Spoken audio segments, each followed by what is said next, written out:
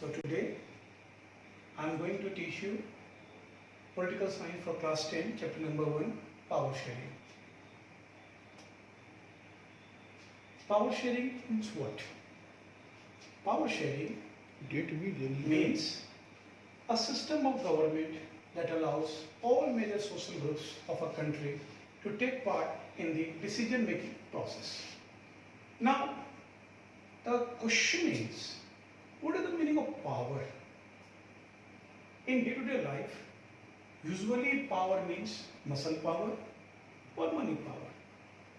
For muscle power, we feel that someone who having masculine body, so that is called physically powerful person, and money power, a rich one. But in political science, power refers to decision making power. Decision making power means decisions that are taken by the authorities for the development of the society. So, in a democratic scenario, who takes the decisions? We know that it is government that takes decisions. Decisions how? There is a due process through which decisions are being taken. One more thing, decisions are related for what? Decisions are related for making laws, making policies, programs, and its implementations for the development of the country.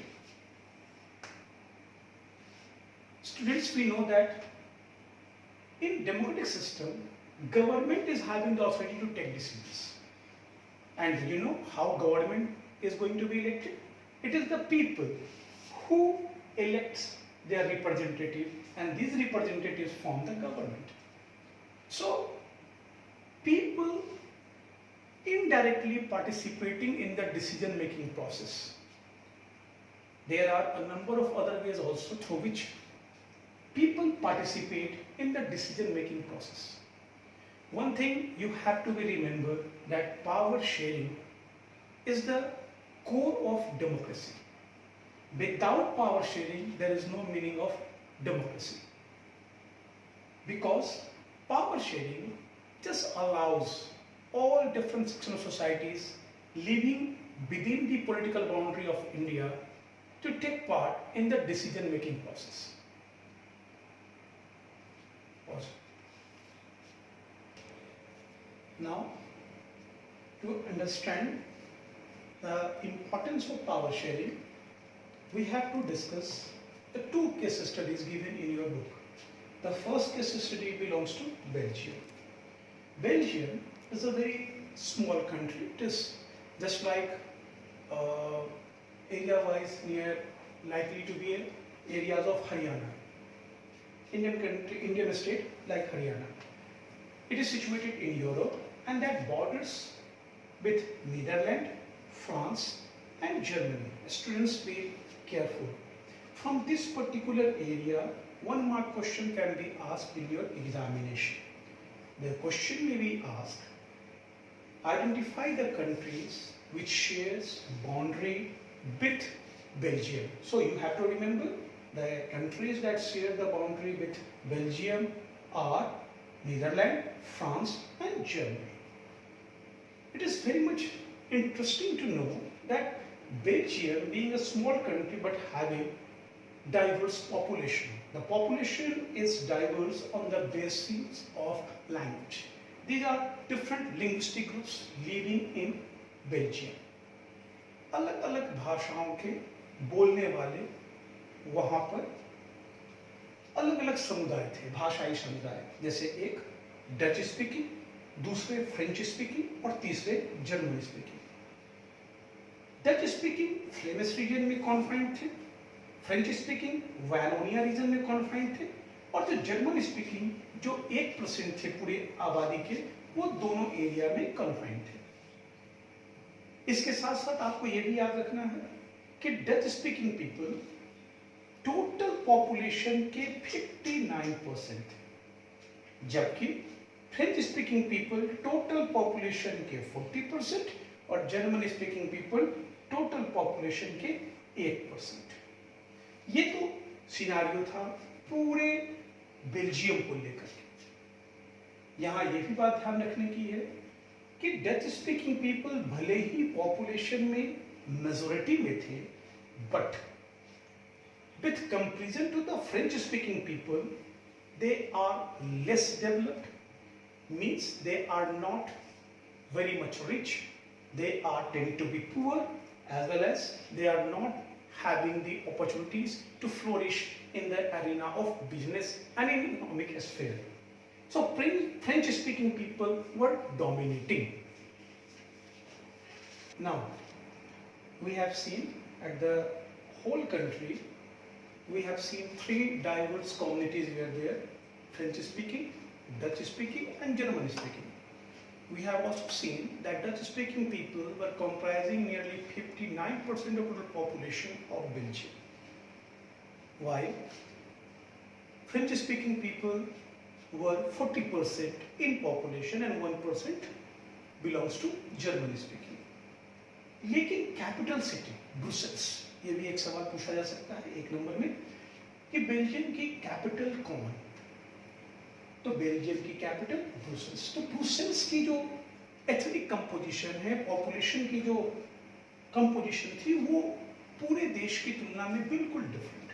जैसा कि हमने देखा कि Dutch speaking people overall पूरे Belgium में majority में थे, but in case of Brussels the capital city, यहाँ वो माइनॉरिटी में थे। 20% of Brussels population belongs to Dutch speaking, जबकि 80% फ्रेंच स्पीकिंग पीपल वहाँ डोमिनेट करते थे, यानी फ्रेंच स्पीकिंग पीपल वहाँ मेजोरिटी में थे। ये मेजोरिटी में थे, ये ध्यान देने की बात है, जो कि देश के जनसंख्या के उलट थी। और यहाँ ये फ्रेंच स्पीकिंग डोमिनेट करते थे, ये रिच थे, डोमिनेट करते थे सरकारी नौकरियों में, बिजनेस में, आर्थिक ताकत में, वो डच स्पीकिंग पे इनका दबदबा था। ये वो कारण थी जिसके कारण धीरे धीरे बेल्जियम में असंतोष पैदा हो रहे थे। डच स्पीकिंग इस बात को स्वीकार करने को तैयार नहीं थे कि पूरे देश की जनसंख्या में उनका प्रतिशत अधिकांश होने के बावजूद भी वो मेजोरिटी में हैं, परंतु वो डोमिनेट नहीं कर पा रहे हैं, जबकि फ्रेंच स्पीकिंग माइनॉरिटी में है लेकिन वो डोमिनेट करते हैं। ये वो कंडीशंस थी जिसने धीरे धीरे सोशल डिवीजन को जन्म दिया।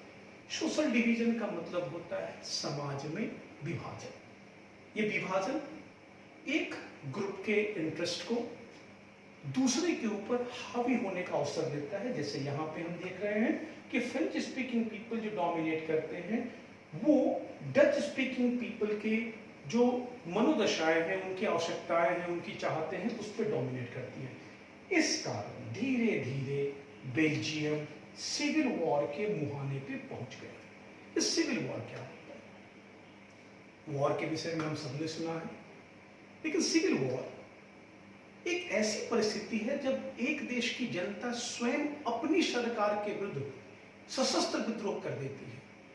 सशस्त्र विद्रोह का मतलब with arms and ammunition, when the group of people within a country start their struggle against their own government, that is called civil war. यहाँ सिविल वॉर का आशय डच स्पीकिंग पीपल की उन भावनाओं से था जब वो ये महसूस करते थे कि वो फ्रेंच स्पीकिंग के सामने वो बिल्कुल कमजोर होते जा रहे हैं। और Belgium was at the verge of civil war. The Belgium was going to disintegrate. But over here, the government, the people of Belgium and the leaders, the political parties, they took the initiative. They had decided that they have to maintain, they have to retain the integrity of Belgium. So they sat together. They discussed a number of times deliberately with each other, just trying to find out the way to overcome such kind of social diversity, such kind of social division. आपको पता है 4 बार Belgium के संविधान को बदला गया, केवल और केवल इस बात के लिए कि कैसे बेल्जियम की एकता को बनाए रखी जाए। एक्सीलेंट एग्जाम्पल, सरकार के द्वारा, वहां की जनता के द्वारा, वहां के राजनीतिक दलों के द्वारा कैसे ये सबकी चाहते थी कि हम बेल्जियम की एकता को बनाए रखें। 4 बार बेल्जियम के संविधान को बदला गया और अंततः उन्होंने एक आदर्श स्थिति की स्थापना की जिसने बेल्जियम की एकता को भी बनाए रखा और बेल्जियम के अलग अलग भाषाई समुदायों की इच्छाओं को भी उन्होंने जीवित रखा और उसके लिए भी उन्होंने पर्याप्त अवसर प्रदान किए। तो अब हम पढ़ेंगे